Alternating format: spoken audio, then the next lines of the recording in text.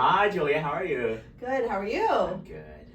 Well, we thought we would just have a little recording today because Gabe and I are playing another concert, but we're really looking forward to having him come to Pro Arte Chamber Orchestra of Boston starting next week to rehearse with us and then have our concert on Sunday, October 27th. Yes, coming up. I'm really excited.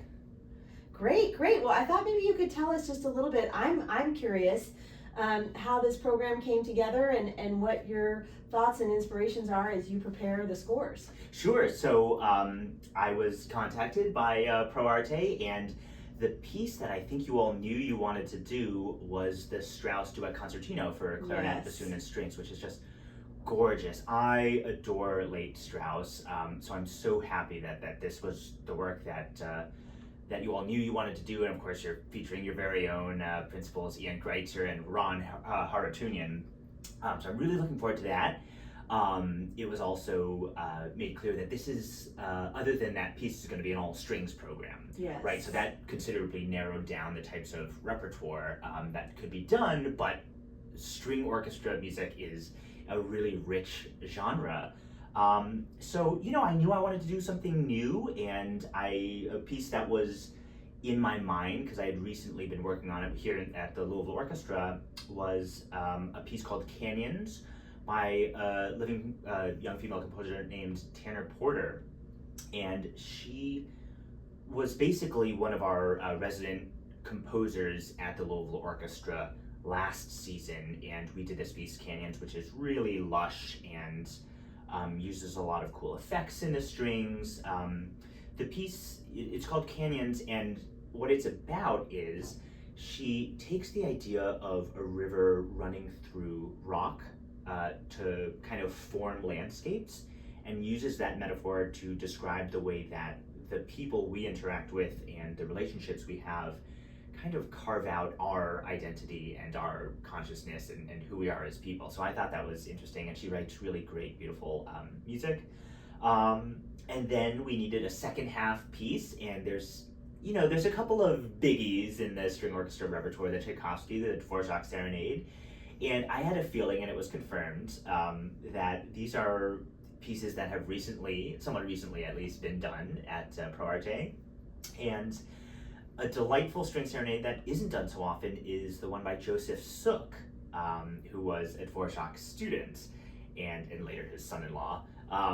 But this piece, the string serenade by Joseph Suk, is very much in the tradition of the Dvorak serenade. And what I love about it is it's so joyful, but it's joyful by design, because Dvorak, his teacher, recognized that Suk really had a habit of writing very serious, melancholic music, and he actually assigned Suk this task of, could you please write something happy for once? And he absolutely did. Fascinating. I mean, we're talking about an 18-year-old Joseph Suk, must have had some stressful things going on in his life, who knows, but this was actually an assignment he had from his teacher Dvorak to write something happy, and he did, in the style kind of Dvorak, but with his own flavor, and it's a really, really beautiful piece, and I think it should be performed more. So this piece hasn't been done recently by Pro Arte, and when I communicated it to the folks at Pro Arte, everyone was really excited about doing it. Yes, we're really excited. I'm really enjoying getting to know it and learning it and everything, and I've never done it, and I've done so many string serenades. I thought perhaps we've done a lot of unusual off the beat string serenades with Pro Arte, and I've never uncovered this one.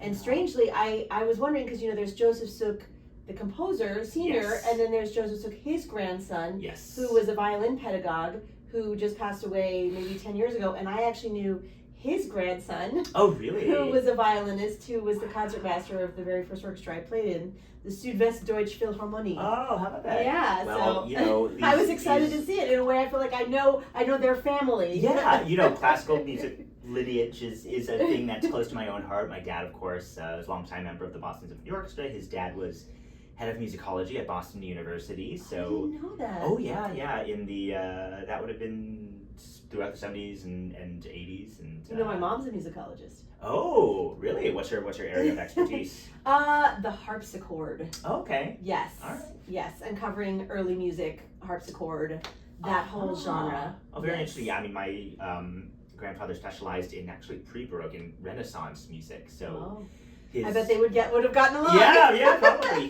He delved a lot into the music of William Laws and kind of Renaissance court music, which is important because it's some of the first music that is purely instrumental. Mm-hmm. So a lot of these kind of like concert suites and masks and things for dances that weren't necessarily opera or weren't sung. You know, some of the first purely instrumental music. Interesting. Yeah, my mother focused on the work of Wanda Landowska, who was the woman who sort of saved a lot of the harpsichords in Europe from being burned as they were found, uncovered in the early 20th century and had been in storage and things, and sort of brought them back into relevance. So. One thought about this program that I really love is, I think a chamber orchestra shouldn't just be a small orchestra. It shouldn't approach its mission that way, and it shouldn't approach repertoire that way. Chamber orchestras are really special. I music direct the one here in Louisville. We just started last year, and you can do things that are really special with a chamber orchestra that are harder to do with a less nimble ensemble. And great chamber orchestra repertoire, I think, has this size force in mind. And what I really love about some chamber orchestra repertoire is how many solos there are and how many divisi and ways you can make so much out of the limited but nimble personnel you have. So in both the Strauss and the Suk and the Porter, there are a lot of really great, interesting kind of like combinations that are quasi-chamber music-like, because really the great thing about chamber orchestras are that they can be as intimate and as flexible and can kind of like stop on a dime or move very nimbly, like a chamber music group, like a string quartet, or they can be lush and expansive like a full orchestra. And so I like when composers write music, whether they intend it to be played by a chamber orchestra or by the strings of a full orchestra. I like when they write in a way that highlights what a chamber orchestra can do in terms of being so malleable in its various configurations and flexibility.